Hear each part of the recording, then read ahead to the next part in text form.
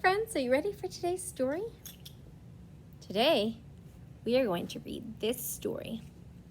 What do you see on the cover? It's a lady. And what is she holding? Right, a star. This story is about this lady and those stars. This is a Navajo legend.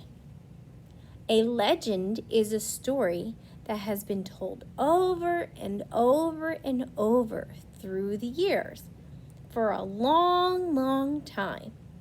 Now, this Navajo legend is a legend from the Navajo tribe. That's a Native American tribe. And they use this legend to describe how the stars got into the sky. Now, a long time ago, they didn't know really what stars were, so they made a story about what they were.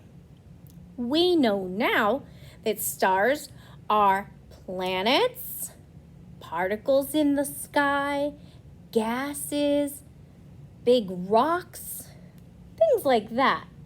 But they didn't know that back then because back then they didn't have telescopes and spaceships and stuff. So this story is called How the Stars Fell into the Sky. Isn't that funny? They're saying the stars fell into the sky. Looks to me like she has a blanket full of stars and the sky has none. Let's read this story and see how the stars fell into the sky. Now remember, this is a legend, and this is a legend that describes something they didn't know. So this isn't how stars really got in the sky. It's just a story.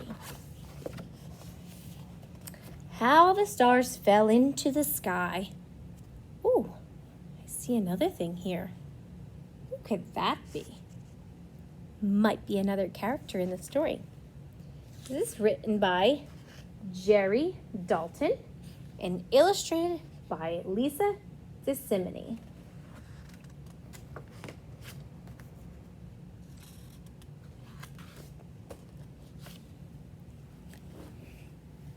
This is a retelling of a legend told to the Navajo Indians by Hosteen Kla, their great medicine man. The medicine man of a tribe is someone who is very, very smart. At the turn of the 20th century, it is part of the mythology that details the mysteries of Earth in the beginning. Mythology means that it's a myth. It's not real, but it's a story that describes something they didn't understand. So this is how they describe things at the beginning of the Earth.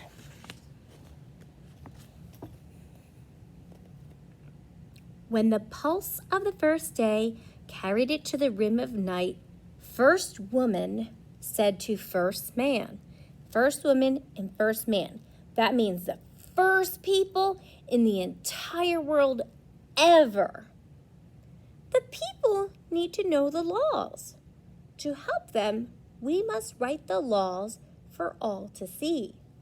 Laws are rules. We have rules for our classroom, and we have them written right up over there so we can see them and remember what they are. She says that they need to write down their laws for everyone to see, because when you see it, you remember the rules better. Write them in the sand, he told her. But the wind will blow them away, she answered. When you write stuff on the sand and the wind blows, covers it right up, right? So that's not a good idea. Write them on the water then, he said, and turned to go, having more important matters on his mind. If you take your finger and put it through the water, can you write anything? But they will disappear the moment I write them on the water, first woman called out. First man turned back impatiently. He wasn't being very patient. And looked at her squatting there on the rim of night, a blanket of stars at her feet. So the stars are not in the sky, they're here on a blanket. Why don't you write them in the sky? He said. Take your jewels there and write them in the sky.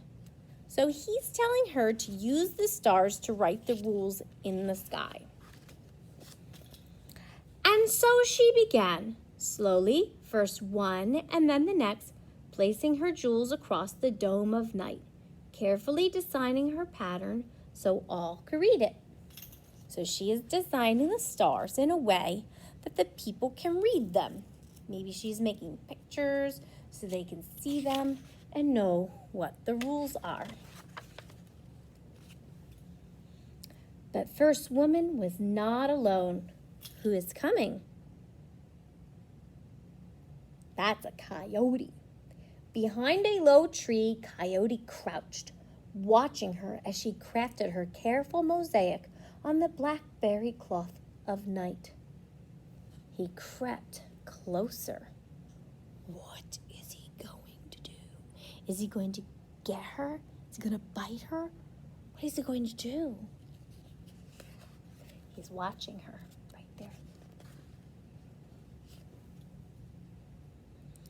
What are you doing? He called to her in a voice that sounded like the whine of an arrow whistling in the wind.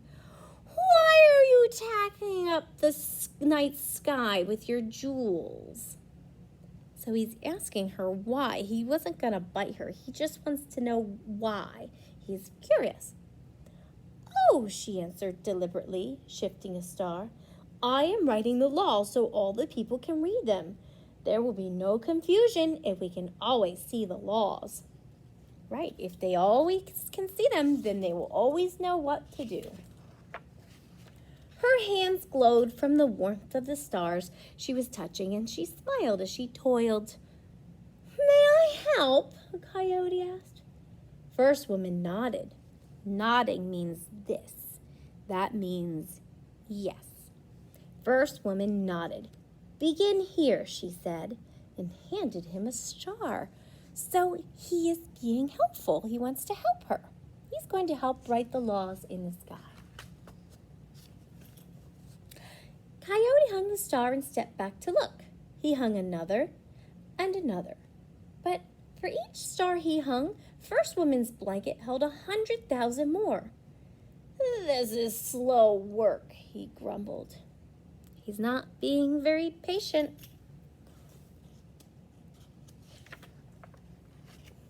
Writing the laws could take many moons, she said. That means it could take a long time. And she began humming to herself.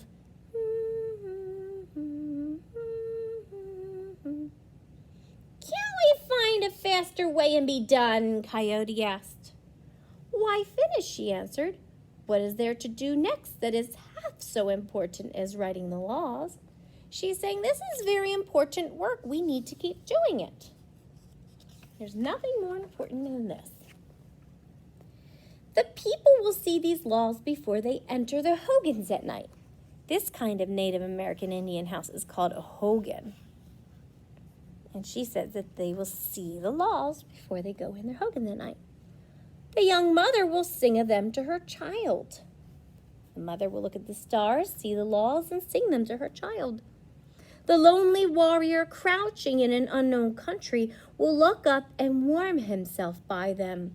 He will look up and see the laws and be reminded of the important things. Writing the laws may be what I do each night for the rest of my life, she said.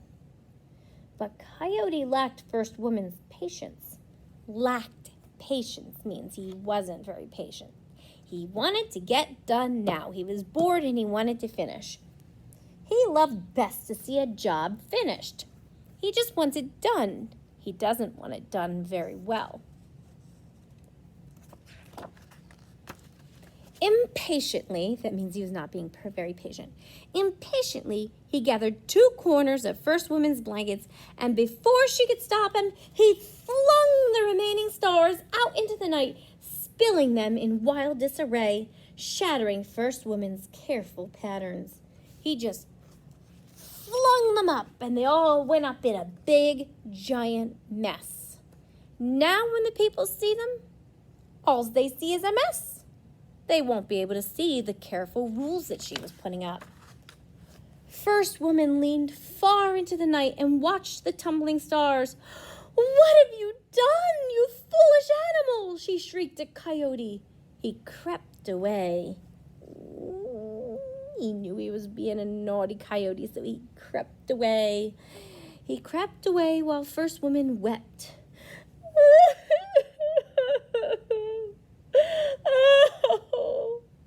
Because there was no one doing what Coyote had done. He had flung them way too high.